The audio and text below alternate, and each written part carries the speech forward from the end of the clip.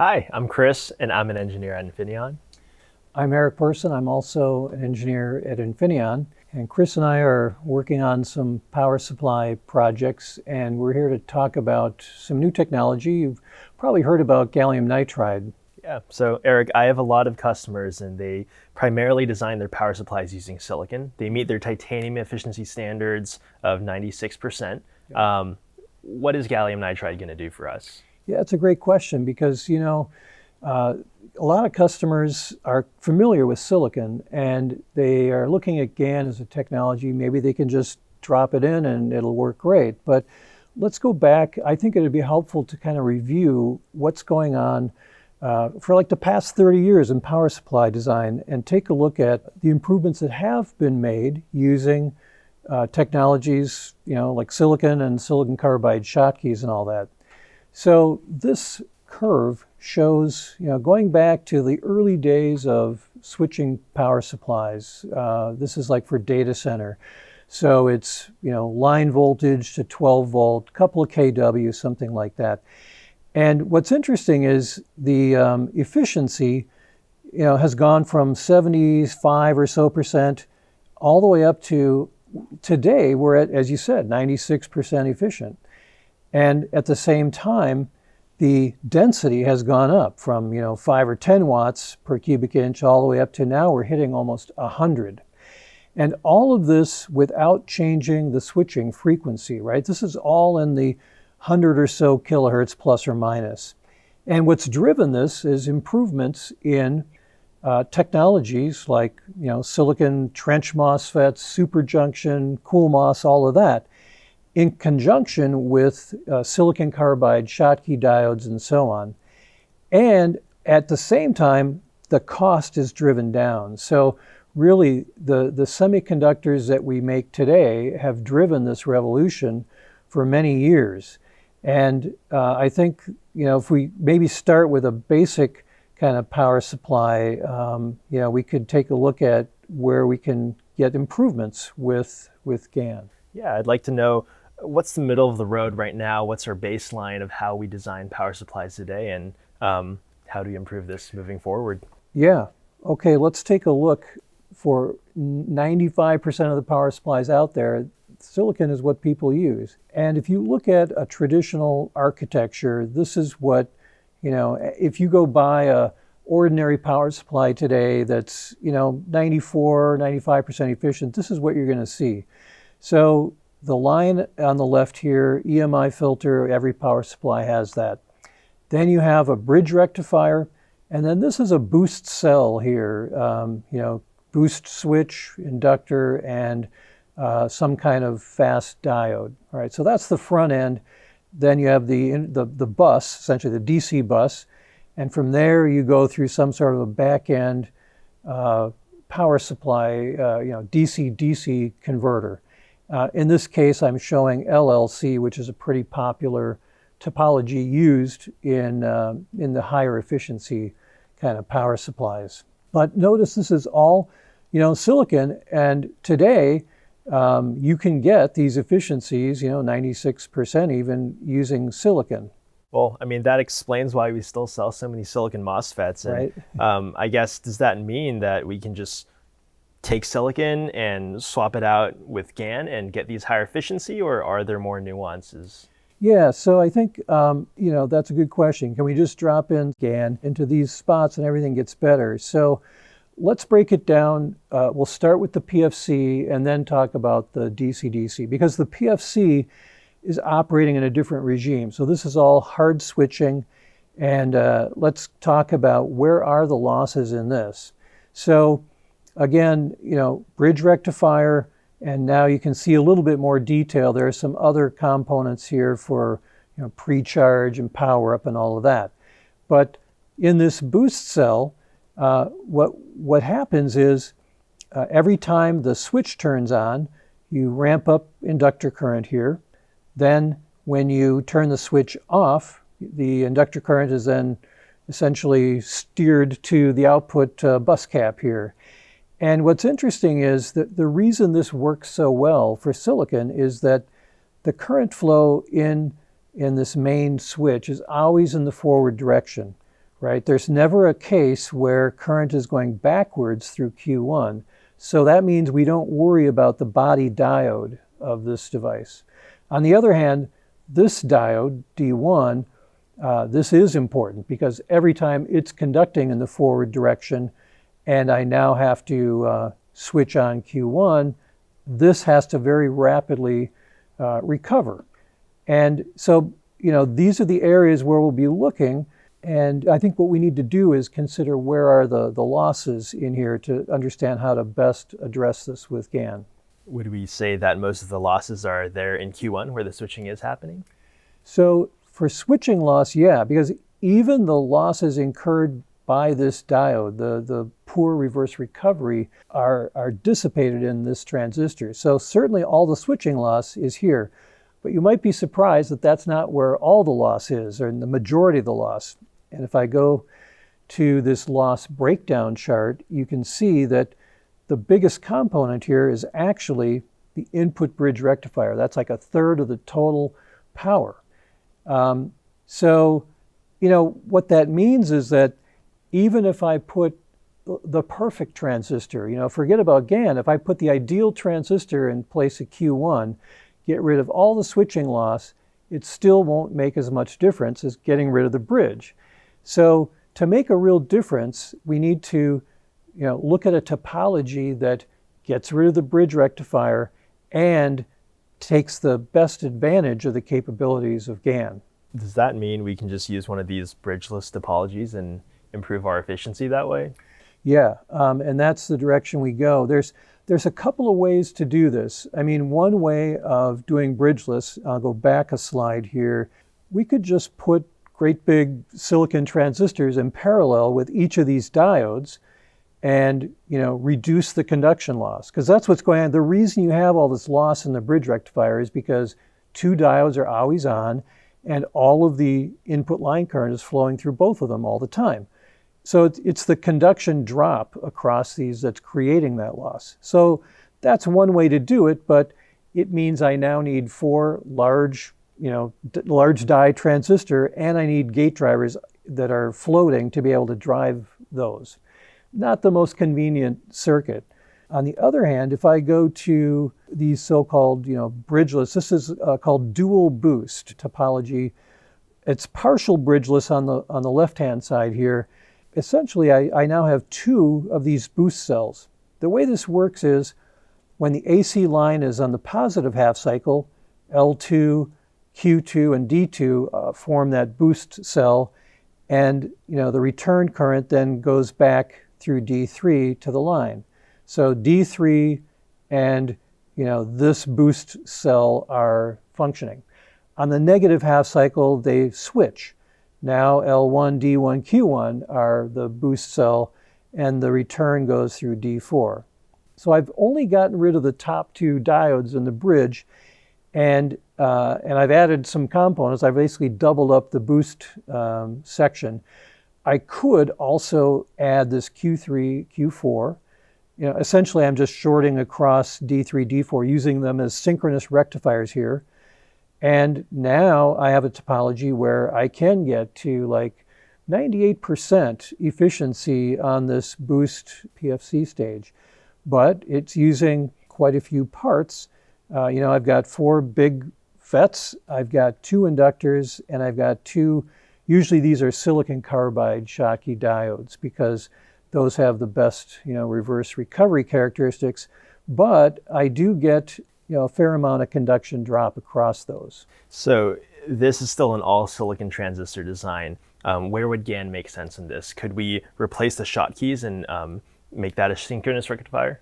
Yeah, you're heading exactly in the right direction here. This is the only thing left, and one of the key benefits you get with GaN is that it does have very good reverse recovery characteristics like most wide bandgap does. But let's take a look at that reverse recovery to understand it first.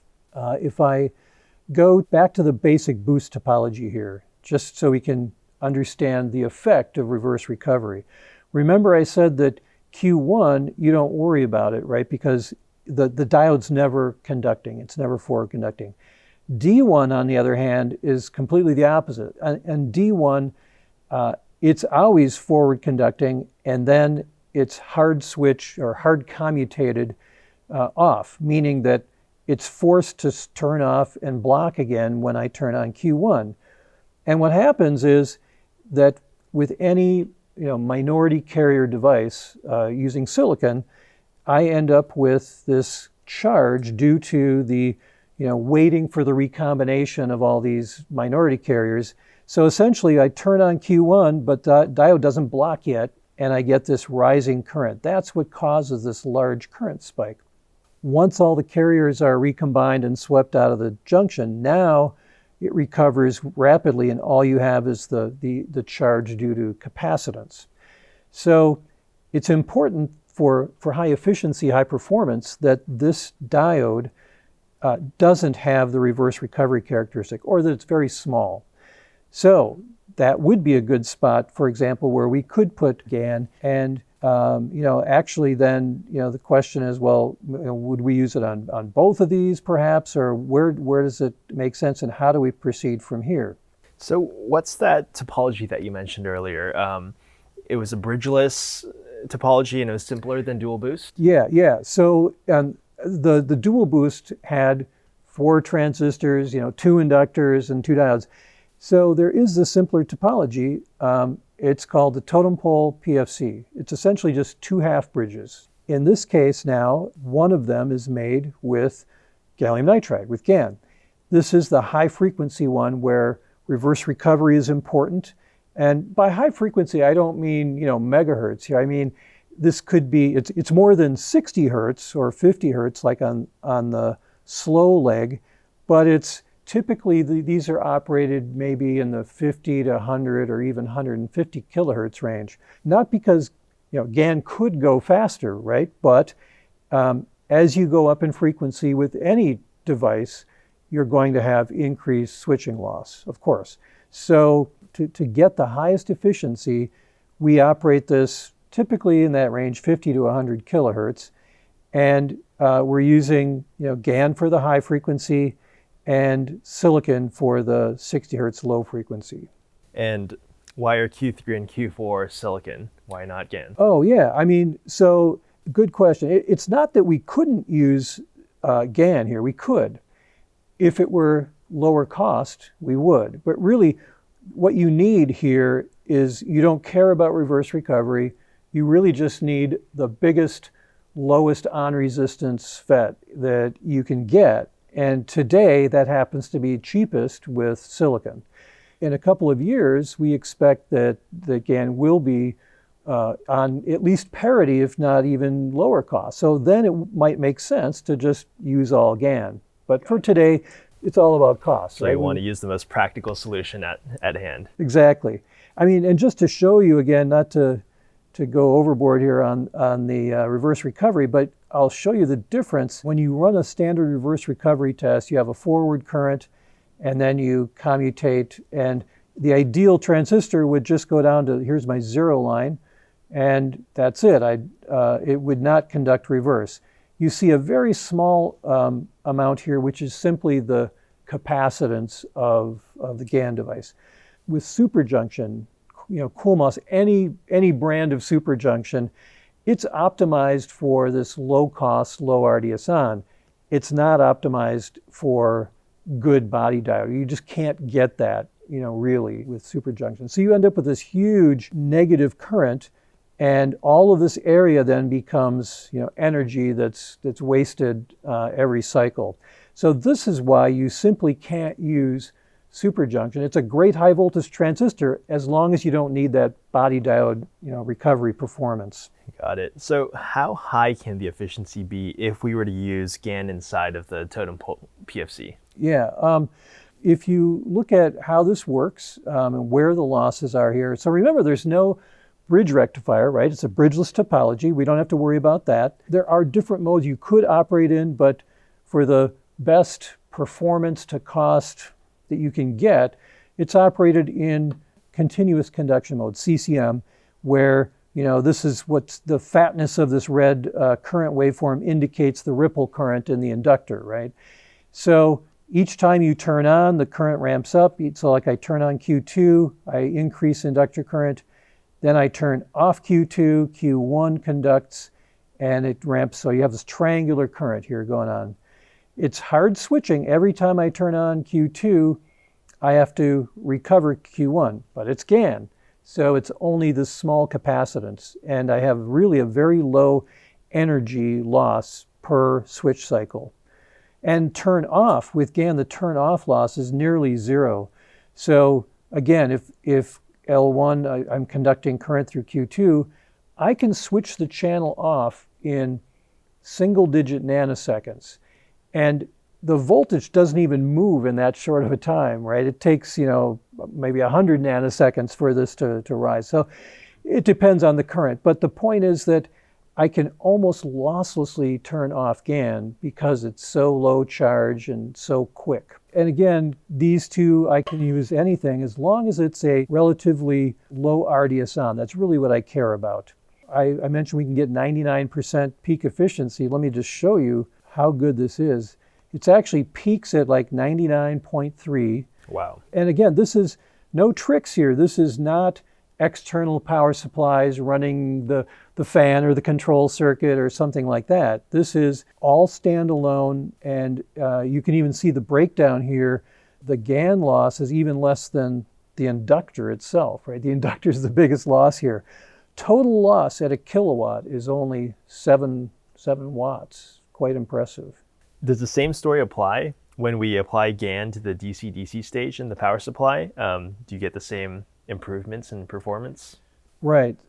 So let's talk about that next. I think we're done with the PFC, which is the hard switching topology. And the reason I like to show the LLC is because it's really quite different. It's resonant and it's zero voltage switching by nature.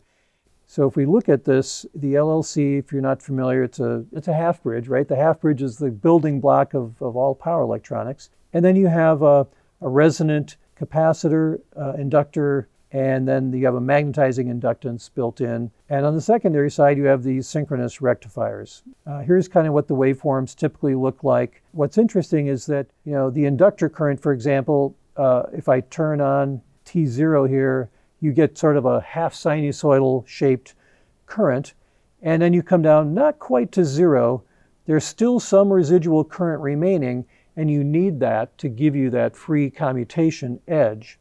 You're essentially using stored energy here to losslessly move the switch node voltage from the positive bus to the negative bus, or whichever direction, right? So each of these transitions is, lossless, right? Similarly, even on the secondary side, you get this nice lossless switching, and you can turn on when the device is already at 0 volts. We do this today with silicon, right? So this is an example of LLC. It's shown with silicon MOSFETs here, and you can get very high efficiencies, 98+% efficiency using silicon. Typically, this is done at frequencies like 100, 150 kilohertz, resonant frequency. LLC is variable, but that's kind of the typical operating range for these.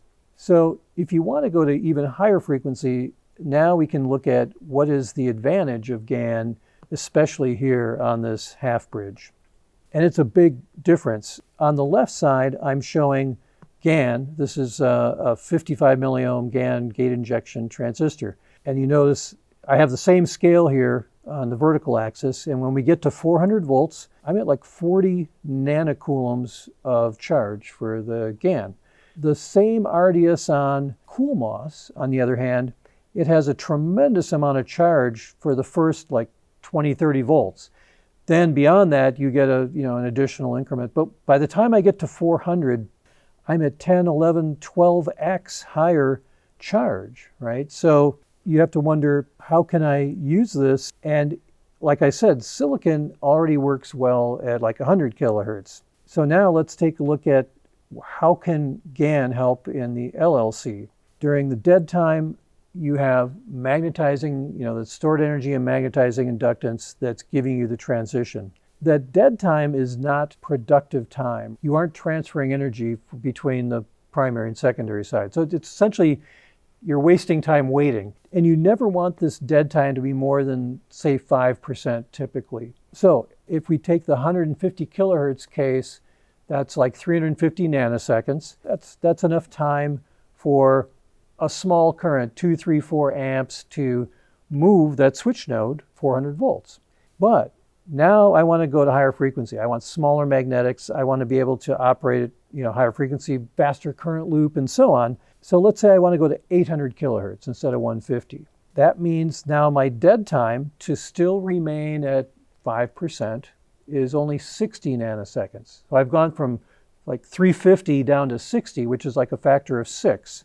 So how do I get my transition now to occur in 6 times shorter duration? Well, I equals C dV dt, right? So it means I either need to have 6 times higher current to get that to switch in that short of a time, which I'll need. If I'm going to use CoolMOS, try to run at 800 kilohertz, I'm going to have a huge magnetizing current to make that transition happen in a short time. Or I can go with GaN. And in that case, I have this more than a factor of 6. I have a factor of 10 reduction in charge, right? So I can keep everything the same. I have the same magnetizing current, and now I can get a very short transition time, run at 800 kilohertz. My next natural question is, what about the secondary side synchronous rectifiers? Can we use GaN there too? Right. Yeah, good question. So let me just go pop back to the diagram here. So what we were talking about here was on the primary side, by switching to GaN for Q5 and Q6, I get that much, much lower charge. So the same circulating current here can move this switch node in a very short time. With the output side, that's less of an issue. The difference between the charge and silicon and GaN isn't so great. But what is the issue on the secondary side, really the main problem that designers have, is the current. It's a rectified like half sine wave, and it's quite a high crest factor. You need low RDS(on) in these transistors to be able to achieve high efficiency. So you want to parallel typically a lot of big transistors. And when you do that with silicon, you end up with a really large gate charge, right? Because that's where the GaN really has an advantage over silicon in mid voltage. It's gate charge. So we want to use a lot of parallel devices to handle the high ripple current. And I need to use a single gate driver to drive the parallel. I could have 8, 10, 12 transistors in parallel. When it's silicon, it becomes a challenge for the gate driver to drive that huge load. So now I want to go to 800 kilohertz. GaN's going to make a lot more sense on the secondary side SR because, again, factor of 10 reduction in gate charge means the gate driver isn't going to melt off the board because it's so hot from driving that huge capacitance. You don't need to source that much current to drive more FETs. Great. Yeah. Now I understand the use cases of GaN inside of the design of a power supply. Yeah, I mean, so we went through these 2 key examples. One was hard switching. In any hard switching scenario, GaN is going to perform better than really any other technology out there. In an upcoming segment of these videos, we'll talk a bit about the silicon carbide comparison, so we can talk about that in the future. But if I also look on the secondary side there, it's really again about charge and the ability to rapidly make transitions that GaN enables. It gives us these high efficiencies. You put this all together and now you're talking about a power supply where both the PFC side and the DC-DC side are at 99%. You can have a 98% overall peak efficiency, which is quite impressive. I'll just kind of summarize what we talked about here. GaN gives you these really high levels of performance. A couple of reasons. One is just overall very low charge, but it's also the fact that it doesn't have the minority carrier reverse recovery charge. Even the silicon carbide has some, reverse recovery. It's not a lot, but it's another edge that GaN has over any other technology. QG, the total gate charge, is extraordinarily low. I don't think there's anything that compares to GaN in terms of, for the same RDS(on) that has a super low gate charge. And therefore, because of these low charges, you can get very fast transitions and extremely low switching loss. Now, as we kind of looked at, it isn't that you just drop GaN into an existing topology.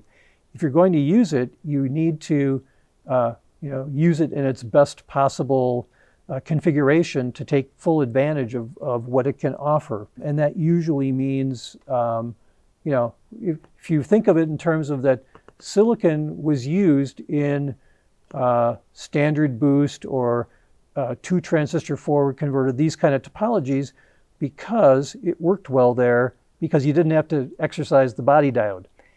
But with GaN, you open up all these possibilities of using topologies where you don't care, because the body diode reverse recovery is no longer an issue. On the medium voltage side, again, it's just a lot easier to parallel and operate all these devices from a single gate driver. And finally, the key is, we are moving now to, we made the announcement on the 300 millimeter GaN production.